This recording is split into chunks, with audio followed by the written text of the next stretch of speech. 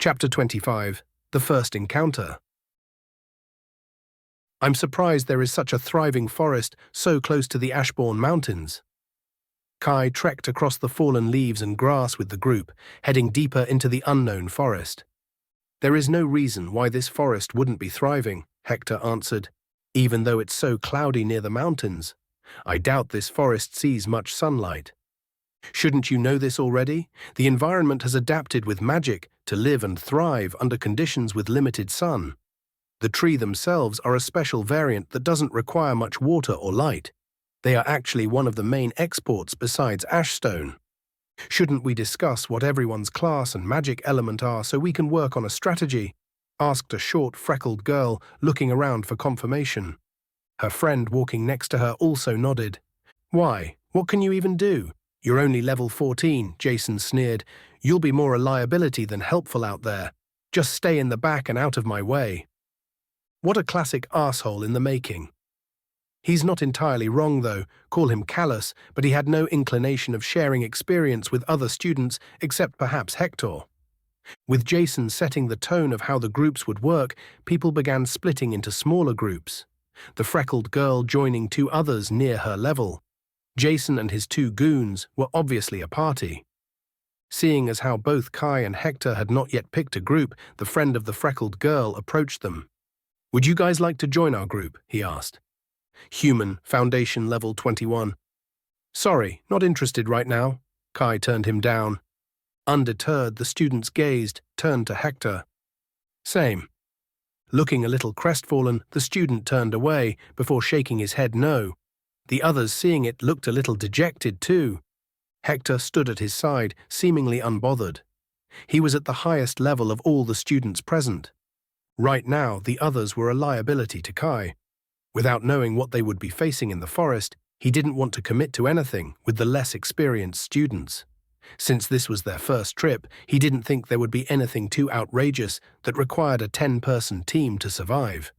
Most of the students were somewhat new to fighting monsters and using magic. He hoped the instructors planned accordingly. Hector, how about we team up together until we see what we are working with? Kai whispered to Hector. Sounds good. You will be the front lines and I'll shoot them from the back. Won't take much to coordinate, Hector replied. Kai nodded. You're a fire mage, right? Yep. Just try not to set me on fire. It doesn't feel good, Kai said, recalling the day he died. Although fire magic had been only one of his worries, he did end up getting burned during the fight. Fire magic was actually the first magic to ambush him in his house when he was with his parents. Hector seemed concerned at his last statement, but dismissed it, seeing Kai lost in thought. Everyone, take caution. The monsters in this area range between the Foundation realm and the Adept realm. The stronger monsters live deeper in the forest, closer to the mountainside, but that isn't always the case. They do tend to wander, the instructor informed everyone. Kai crept behind the instructor, his hand resting on his sword's handle, an action that didn't go unnoticed by the man in front of him. Kai had no qualms about using the instructor as a shield until he figured out what he was fighting. The man could take care of himself after all. Feeling uneasy about not having a perception or detection power, Kai strained his ears and eyes to find monsters. So far, they had seen nothing during the past 5-minute walk, but there was plenty of ambient noise around them. But with all the trees, the sound was bouncing all around, making it impossible to determine the locations. Everyone except Hector already had their weapons out. To immediate Kai's right, Hector appeared unbothered.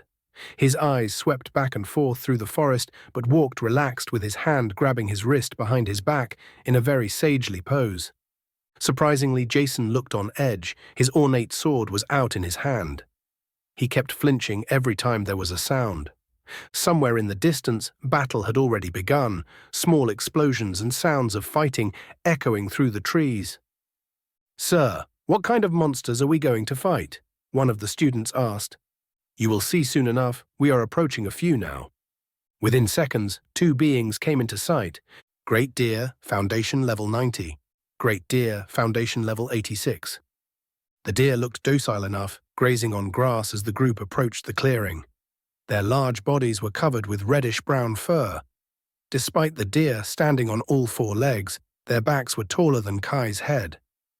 Kai noticed the instructor had stopped walking while Jason's group continued forward. A moment of consideration flashed between some of the members before Jason held his hand out. Two blades of air ripped through the calm atmosphere, traveling quickly until one impacted one closest deer's side, the other going wide. Blood gathered at the wound of the shallow cut. With a bleat of pain and fear, both deer took off into the thickets, vanishing from sight immediately. Everyone stared after the vanishing deer in silence, only the laughing of the instructor could be heard. What the hell was that? Kai couldn't help but ask. Jason had scared away the beasts before they could even get in position. What? Jason gave everyone a seething look. I'm not going to wait for you lot to fuck it up. No, you did that yourself, dumbass, Kai unconsciously retorted. There were a few gasps that could be heard among the students. Feeling the usual glare trained on him, Kai shifted to face Jason so he could look right back at him. Would you stop glaring at me all the damn time? It's getting annoying. I'm going to start getting the wrong ideas if you keep staring at me like that. He was fed up with Jason and his arrogant, spoiled nature. The guy already hated him. All he had to do was survive 1 year at the academy and win the tournament, and he would never have to see the pompous asshole ever again. True to his nature, Jason gave Kai a death glare of all death glares. The man was nothing but unoriginal. Thinking on it a little more, he had probably made a mortal enemy when he accepted the boots. Not the smartest thing to do, but it was too late to take back his impulsive actions and comments.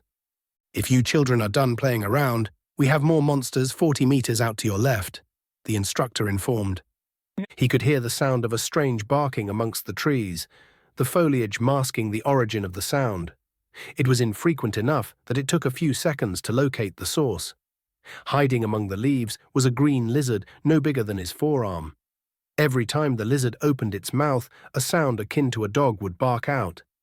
As if answering the call, multiple barks responded all around Kai, all hidden away. Tiny bright red eyes flickered onto the unwelcome intruders, another bark echoing out in the unknown of the forest, many barks echoing its call. Barking lizard, foundation level 41. Kai was beginning to feel strange. He was beginning to have mild ringing in his ears. Hector and some of the others had even covered their ears. Every bark seemed to be infused with magic, attacking anyone in the vicinity to hear it. The barking began harmonizing. One by one, the lizards would bark at the same moment, their magical barks turning louder. With every bark, pulse of sound reverberated outwards, hitting those nearby. Kai's ears were beginning to ring softly. More and more lizards started joining the chorus, all harmonizing their magic in waves. Bark! Bark! Bark! Kai, go now, pleaded Hector, his voice muffled through the ringing in Kai's ears. The noticeable sound of pain was evident in his voice. His eyes were closed as he grimaced in distress, with his hands on his ears as he tried to block out the sound magic. Kai sprinted to the tree where the lizard he had identified had attached itself. Seeing the incoming predator, it tried crawling away up the tree, only for Kai's blade to flash down, slicing through its back leg. The shocked lizard fell to the ground, thrashing and rolling around. Kai tugged at the handle, but his sword had managed to become stuck firmly in the tree. A small flash of orange light flared over the lizard, causing it to bark in agony for a second before it ceased its sound. Your group has slain, barking lizard, foundation level 41. Vanguard has reached foundation level 29, 1 level. With the lizard dead, Kai placed his foot against the tree and pushed against it while pulling at his sword. The sword slowly inched out until it popped free. You good? Questioned Hector, having watched Kai struggle to pull his sword out of the tree. His hands were already back on his ears, covering them. He still looked in pain, just less so than before. Yay, let's get more before they are all gone. Already several groups were fanning out, searching for the source of the noise. The lower-leveled students seemed to be in the most distress. It was also funny seeing students try to fight the lizards. They would have their ears covered until the moment they attacked, then immediately go back to covering them. All kinds of magic and yells flared up around the area. After a few minutes, the barking ceased entirely. Kai had slain 3 by himself, and an additional 2 with Hector's help. The more barking lizards that died, the lessen the effects their magic had on the people around, making it easier to fight as time went on for the others. The creatures' defenses were pitiful. A single sword swipe without magic was enough to slay them. Vanguard has reached Foundation level 32. Checking his health and mana, Kai noticed both were doing well. His health hadn't dropped much, only a few points. His mana was a little lower after using Heavy Blow a few times. The fight hadn't lasted too long, making him unable to use his abilities much. There was also the fact he couldn't use his domain with so many others present. He did try a gravity pillar on one of the lizards, but it didn't really seem to do much, probably because the lizard was so small and light. Grabbing a large leaf, Kai tried to clean his sword of lizard blood. It wasn't doing much good, besides spreading the blood further down the blade. Feeling a hand on his shoulder, Kai turned around, seeing it was Hector. Fresh crimson blood was dripping down from his ears. "You're bleeding from your ears." Kai pointed out the obvious. Hector put his hand on his ear. Taking it away, he saw fresh blood. Pulling a thin vial of red liquid from his pocket, he knocked it back, blinking a few times. "Are you good? You were closer to those lizards than I was." Confused, Kai checked his ears, but there was no blood coming from them. He looked around his body and saw nothing out of the ordinary. "I'm good. I only lost a few health points." "How is that possible?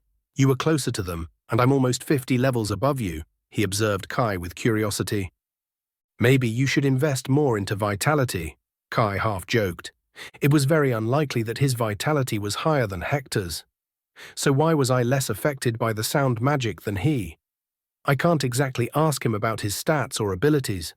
One of the rudest things you could do was ask someone about their personal stats and abilities. It was tantamount to a massive offense, asking someone for their most personal secrets. Such things could only be shared with your most trusted friends or family. He didn't have any defensive abilities yet, so that ruled out that option. The only possibility was under his general skills. His physical and magical resistance was at 4, meaning he would receive a passive increase of 40% to his natural defenses and abilities once he receives a defensive ability.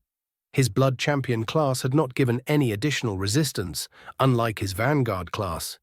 It was a bit new to him, being a little more robust, although he lacked the healing blood magic had given him. Around Kai, multiple people had blood coming from their ears as well. Most of the others looked worse off than Hector, their shoulders stained from the blood as it fell onto their clothing and armor. The girl with freckles, who had spoken up earlier, was on the ground, unconscious. One of her teammates was pouring a vial into her mouth. Jason looked unruffled. No blood or injuries could be seen, though one of his eyes was squinting, so maybe he wasn't as unaffected as he looked. Huffing, he walked to the instructor, ignoring the unconscious girl on the floor, not even sparing her a glance. With the 4 gained levels, Kai now had 20 unspent stat attributes. What to do? What to do? His dexterity was his lowest stat, which could possibly be a problem if he encountered agile or fast enemies. There was no guarantee he could slow or stop the enemy with his gravity magic alone. Right now, it didn't seem strong enough to do so for most monsters. As it stands, all attributes are useful for me for now. So, no min-maxing like my past life's mother taught me. What I need to do is figure out which stats are the most important for my class and build. I am a warrior, but I also have mage-like abilities. He sighed. "Mom, I wish you were still alive to help me figure this crap out. I guess I can do an even spread until I figure out more, but I have a feeling vitality and strength will be critical for me in the future. Fighting under increased gravity will make me weigh more, making it more difficult to move. I'll need a body made of steel to succeed under such hellish conditions and fight. But I can't neglect my intelligence, or my gravity won't do enough to hinder whoever I am fighting." Allocating his stats, Kai felt satisfied for now. He ended up putting 10 into Dexterity, bringing his lowest attribute to 30, and put 5 each into Endurance and Wisdom.